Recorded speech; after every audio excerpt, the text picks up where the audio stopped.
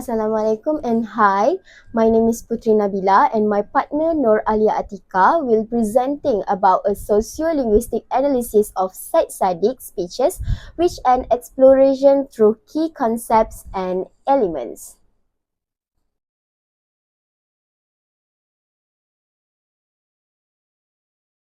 Today, I will be introducing a sociolinguistic analysis centered on Syed Abdul Rahman. He is recognized as one of Malaysia's youngest cabinet ministers and the founder of MUDA, the Malaysian United Democratic Alliance. Saddiq has made a name for himself as a strong and influential representative of Malaysian youth. What sets him apart is his ability to effectively engage in formal political settings while also maintaining a relatable and youthful presence on social media platforms. This demonstrates his remarkable sociolinguistic flexibility, which is the ability to switch between different modes of communicating depending on the context and audience. In this study, we analyze both his parliamentary speeches and his informal social media posts, particularly those promoting MUDA. I focus on how he used code switching and how he addressed different speech communities. These linguistic patterns are linked to the social pillar of the ESG framework, which is emphasizing youth, inclusion, and political engagement. Through this lens, we get a clear picture of how language can serve as a tool for political advocacy and inclusive governance, especially in connecting with younger generation. Moving on to the next part of our presentation, which is component of sociolinguistics that we use in our studies. The first one is speech community. Speech community is a group of people who share the same language or speech variety and follow the similar rules for speaking and understanding that language in specific social contexts. So, for example, students at a Malaysian university often form a speech community. They might use a mix of English, Malay, or campus slang when communicating with each other. Words like assignment, carry mark, or lecture hall are commonly understood in the same way among them, even if they are coming from different courses or faculty. The next one is code switching. Code switching is when a speaker alternates between two or more language or language varieties in a single conversation or even a single sentence. This usually happens naturally, especially in multilingual communities like Malaysia. In Malaysia, they might mix some Hindi, Mandarin, English, or Malay in their daily conversation. Moving on to the next is the element of sociolinguistics. The first element that we use in our studies is identity. So in sociolinguistics, identity refers to how people express who they are through the way they use their language. Language can show a person's ethnicity, gender, social class, religion, nationality, and even their group belonging or personal style. Because we don't just use our language, but at some place, we also use it to show others who we are and how we see ourselves. For example, a teenager who makes English with slang on their social media might try to expressing a youth identity, which is they try to sound more trendy, modern, or like part of a certain group. Next is power relation in sociolinguistics. In sociolinguistics, a power relation refers to how the way language reflects and maintains a social hierarchy, which is who has more authority, status, or control in a conversation or social setting. Language is not always neutral. Sometimes the way people speak can show who has the more power and who is expected to follow, listen, and obey. For example, in a meeting, a manager might speak more often, interrupt others, or make the final decision. This makes the employees may speak more carefully or ask for permission before sharing their ideas. This reflects a power dynamic. So the next part is methodology. In our studies, both speeches by Syed were selected based on their relevance to the environmental, social, and governance, which is ESG themes. These two selections were specifically addressed about inclusivity and youth empowerment to ensure their compatibility with ESG values. Preference speeches were picked from the most relatable speech only. So data was collected using qualitative research from verified sources such as Saddiq'S social media account, authoritative news platform, and YouTube channel to ensure authenticity.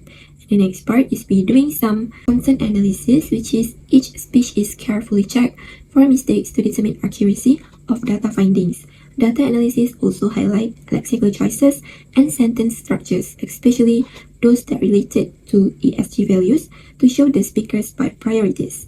The scope of this study examines speech context, target audience, and platform use. Through this specific aspect of Saddiq'S speech selection, the study can analyze the pattern of his language setting in delivering his speech and work.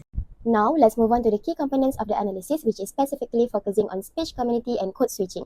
First, under the speech community, Saddiq'S strategically targets politically aware Malaysian youth, particularly those between the ages of 18 to 30. He frequently uses the term anak muda, which translates to young people, to build a direct connection with this demographic. Beyond that, he incorporates casual Malaysia expression such as anak muda bangkit or youth rise up. Kita buat perubahan, meaning let's make a change, and bukan cakap kosong, which implies sincerity, not just empty talk. These phrases are not just catchy, they help him build a relatability and an emotional bond with his audience, establishing a shared identity and sense of purpose. Next, we see his effective use of code switching, where he mixes Malay and English within the same message. For instance, in the phrase dulu lawan rasuah, meaning before we fought corruption, followed immediately by have we lost our conscience, he exemplifies a common practice in bilingual Malaysia called take switching. This blend not only reflects the linguistic reality of many young Malaysians but also serves to widen his reach. He also often used the word we to foster unity and collective identity. One critical moment is when he says, kini satu persatu didiamkan. Now one by one voices are being silenced. This highlights growing dissatisfaction and urges civic awareness and action, particularly among the youth. Together, these strategies underline how Saddiq'S sociolinguistic choices are deliberate tools to engage, mobilize, and empower a new generation of voters. So next is analysis 2, which include the element of sociolinguistics that Syed used in his speeches. Through this finding, Syed's speeches and social media posts both demonstrate two of sociolinguistic elements, which is the first one is identity and the second one is power relation. When he delivered his 2018 speeches, Syed created a great connection with the Malaysian youth community by using the inclusive terms and following the youth norms. Using a casual and more relatable language, it helps to build a bond through shared identity and solidarity. Syed used this approach to understand the social structure and identity of the youth in order for him to be able to shape them with his actions. And then the power relation. On social media, which is a platform X, his tone is more direct and serious. He also mixes some Malay and English to reach people from different backgrounds. His posts often question or criticize those in power. He uses strong words to speak out about political issues and show authority to the people. In contrast, his social media also adopt a more confrontational tone, which aiming to resonate with the multilingual audience. Through his caption on platform X, he clearly conveys a power relations. Similarly, Syed also strategically used politically critical language to construct a youth-driven and anti-corruption identity in opposition to the ruling elite and leverage language to advocate for transparent governance. Now, let's look at how Saddiq'S language aligns with the social pillar of the ESG framework, which stands for Environmental, Social and Governance. This social pillar focuses on fairness, inclusion, and empowerment, especially for marginalized groups. In this case, Saddiq uses his language to advocate for equality and youth empowerment. Through both his speeches and social media posts, he constantly encouraged young people to feel included and to recognize their importance in shaping the nation's future.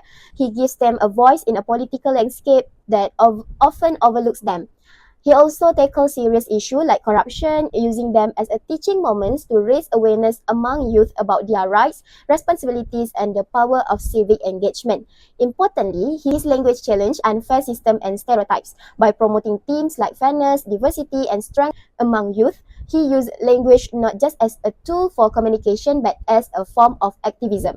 In short, Saddiq'S sociolinguistic approach reflects the value of the social ESG pillar, aiming to create a more inclusive, aware, and empowered generation. In conclusion, Saddiq'S language use across formal speeches and social media highlights key sociolinguistic strategies, particularly in expressing identity and power. During the Undi 18 campaign, he often used inclusive phrases like anak muda and kita buat perubahan, which help build solidarity and create an emotional connection with the youth. On social media, he shifts to a more direct and bilingual tone using code switching to reflect Malaysia's diverse linguistic landscape. This allows him to engage a wider audience while making his anti-corruption and reformist messages more relatable. Importantly, his communication style also challenged traditional political norms, showing that effective leadership can be both professional and personal. Overall, his use of language supports the social pillar of the ESG framework, which by promoting inclusivity and encouraging youth participation and giving a voice to younger generation in national discourse. Thank you and bye.